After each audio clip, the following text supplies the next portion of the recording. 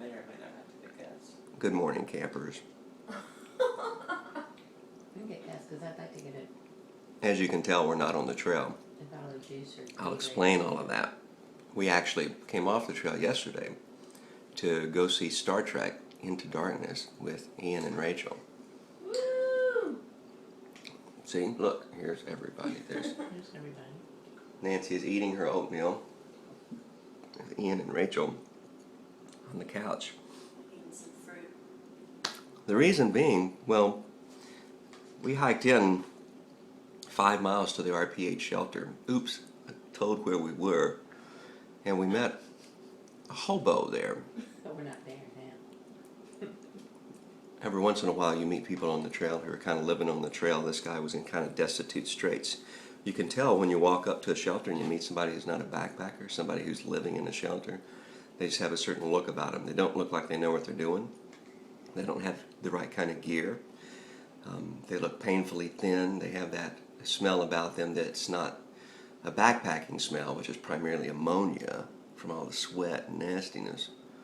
You're not friendly. Nancy says they're not friendly necessarily.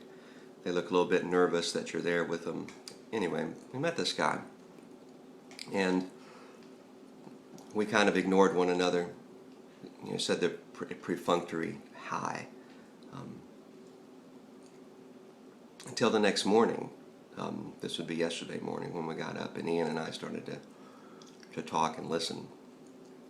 Ian had given him some food the night before. I gave him some food on the morning. Nancy gave him some words of encouragement and prayer. But it turns out after hearing his story that this guy had been through a mess of a life. He had had a really hard time of it. His children were in Massachusetts, and he was estranged from both of them, it seemed.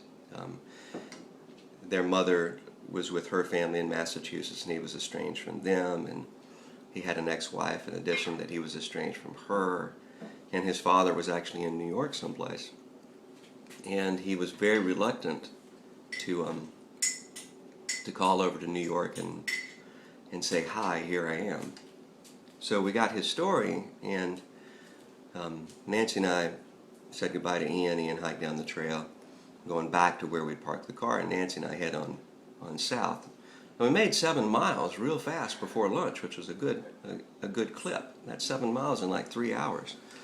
But as we were walking along, we said, you know, we flew into New York, and we're in New York maybe 12 hours before we left and got back on the trail. And we're so close, why are we busting our humps to get down the trail when we're so close to Ian and Rachel? We might as well just take the time to see them.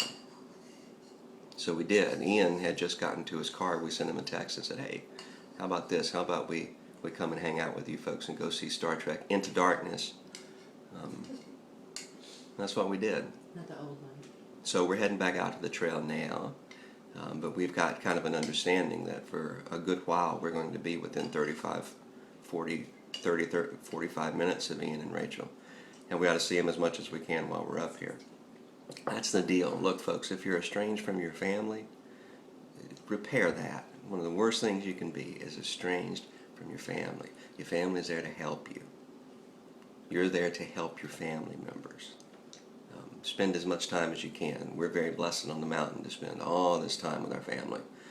Now spend as much time as you can with your family. All right? We'll see you down the trail.